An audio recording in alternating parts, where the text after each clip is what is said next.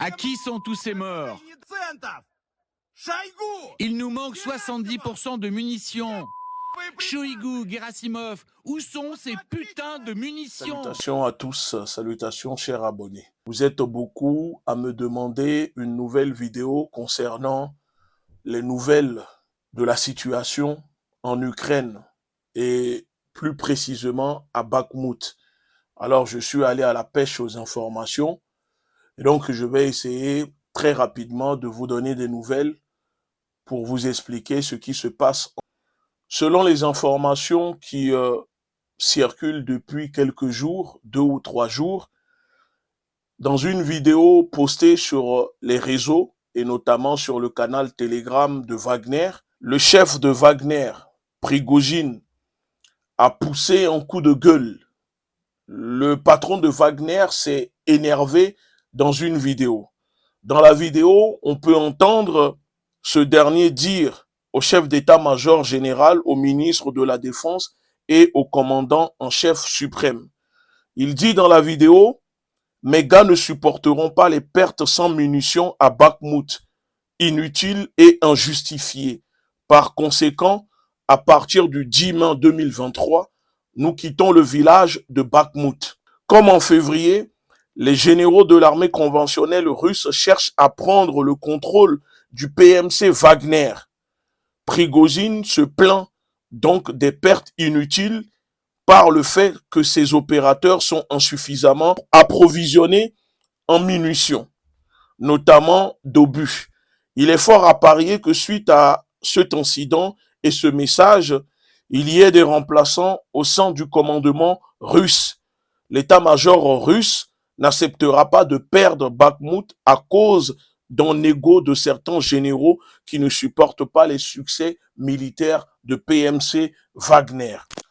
Avant de vous diffuser la vidéo, pour les personnes qui ne comprennent pas pourquoi on ressent un conflit entre le patron de Wagner et le ministre de la Défense russe, cela remonte apparemment depuis quelques années. Il semblerait que quand le groupe Wagner était en Syrie, lors d'une opération secrète, les hommes de Wagner auraient perdu des hommes bombardés par l'aviation américaine.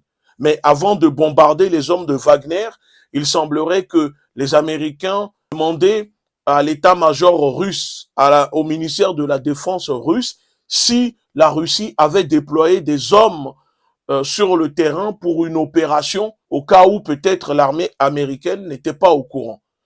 Et la réponse du ministère de la Défense russe a été que non, la Russie n'a pas déployé d'hommes sur le terrain. Donc, l'armée américaine a bombardé et il y a eu beaucoup d'hommes de Wagner qui ont été tués à l'époque. Ce sont les témoignages de certains rescapés de Wagner qui ont participé à cette mission, qui ont témoigné dans des vidéos, qui ont expliqué cela. Puis ce temps, entre Prigojine et le ministre de la Défense russe, et il y a un conflit entre les deux, parce que Prigojine n'a pas supporté la perte de ses hommes en Syrie, bombardés gratuitement par l'aviation américaine. Mais néanmoins, il faut quand même comprendre que ce sont des gens qui sont au front et qui se battent pour la patrie de la Fédération de Russie et qui se battent pour défendre l'honneur de la Russie. Je vais vous mettre la vidéo que j'ai trouvée sur LCI, vous le savez, la chaîne propagandiste, et nous allons écouter la traduction diffusée en français de la vidéo du patron de Wagner. On écoute, on regarde ici. À qui sont tous ces morts? À des pères, à des grands-pères, à des fils et à tous ceux qui ne nous donnent pas ces putains de munitions. Ils finiront tous par brûler en enfer.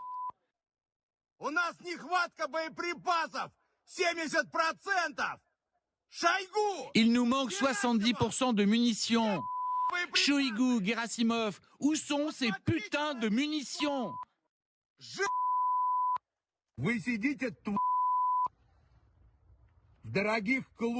Regardez les corps. Vous vous prélassez dans les clubs les plus luxueux. Vos enfants s'amusent. Ils font des vidéos sur YouTube.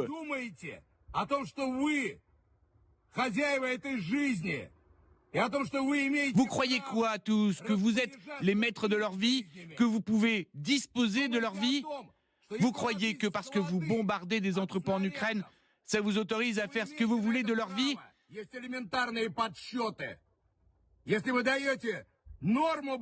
Il y a un calcul simple à faire. Si vous nous donnez assez de munitions, il y aura 5 fois moins de morts.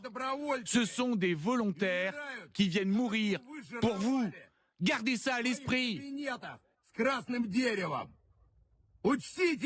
Après cette vidéo, Prigojine a demandé à ce que le ministère de la Défense russe fasse le changement à Bakhmout pour remplacer ces hommes par l'armée russe. Prigojine demande à ce que les militaires russes viennent à Bakhmout remplacer ces hommes pour qu'ils puissent quitter Bakhmout pour aller sur d'autres fronts.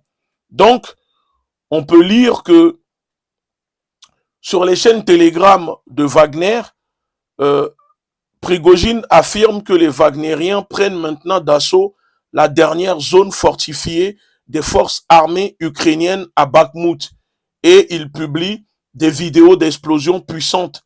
Plus tôt, Prigojine a déclaré que le PMC Wagner quitterait la ville le 10 mai. Donc, suite à cela, Prigojine a officiellement fait appel aux forces russes avec une demande de rotation entre les combattants PMC Wagner et Akhmat, c'est-à-dire les forces tchétchènes de Ramzan Kadyrov. Il dit « Je vous demande d'émettre en ordre de combat pour transférer les positions du PMC Wagner aux unités du bataillon Akhmat dans la colonie de Bakhmout et ses environs avant minuit le 10 mai 2023. » Prigojine contacte les représentants de Kadyrov pour commencer à transférer des postes à Bakhmout. Et il dit dans son message, « Je remercie Ramzan Kadyrov d'avoir accepté, ayant très probablement la possibilité d'obtenir tout le nécessaire et toutes les ressources nécessaires de se tenir à Bakhmout dans nos positions.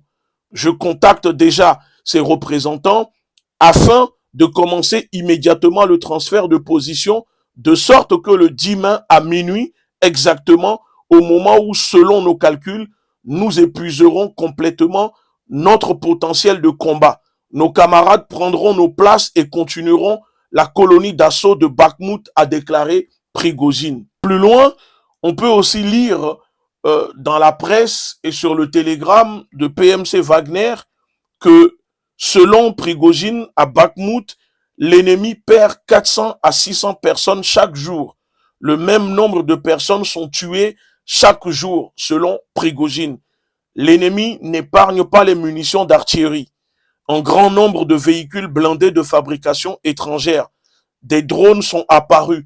L'ennemi est bien équipé, bien entraîné, agit de manière coordonnée et résiste avec dignité. La canonnade d'artillerie du matin au soir continue sans s'arrêter. Ceci est une histoire sur les colonies de Bakhmout à ces multiples déclarations. Vu que Ramzan Kadyrov a répondu et il a écrit aussi à Prigojine pour dire à Prigojine que il demande aux Wagnériens de rejoindre le bataillon Akhmat. Le PMC Wagner a de très bonnes personnes courageuses, nécessaires, y compris nous aussi, car ils connaissent la région. Si vous restez avec nous, je vous promets que nous donnerons plus, créerons de meilleures conditions de celles que vous avez aujourd'hui. Nous essayerons de tout faire avec plus haut niveau, a déclaré Kadyrov. Kadyrov a signé en même temps dans la foulée une lettre adressée à Poutine lui demandant de redéployer les unités Akhmat à Bakhmout.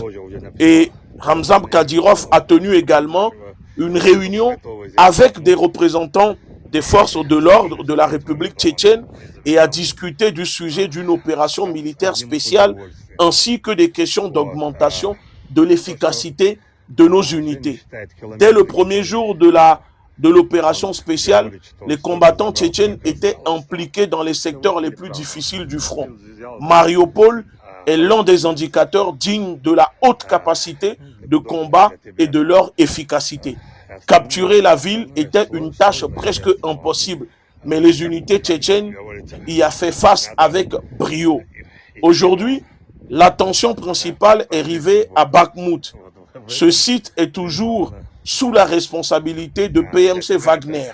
À la lumière des événements récents, je voudrais déclarer que les unités tchétchènes sont prêtes à débarrasser cette colonie de la présence de bandits ukrainiens et de l'OTAN. Nous travaillons sur cette question et préparons déjà des unités pour cette tâche. Donc voilà un peu les informations qui sont disponibles en ce moment, qui circulent depuis quelques jours concernant la situation en Ukraine à Bakhmout. Pour finir cette vidéo, la question que je vous pose, et j'aimerais vraiment que chacun puisse répondre dans les commentaires. Est-ce que selon vous, les coups de gueule, les déclarations du patron de Wagner, Prigojine, est-ce que selon vous, c'est une stratégie, c'est une méthode d'endormir les Ukrainiens, ou il y a réellement un problème, un conflit entre le patron de Wagner et le ministre de la Défense russe? Laissez-moi vos avis dans les commentaires et je vous dis à très bientôt.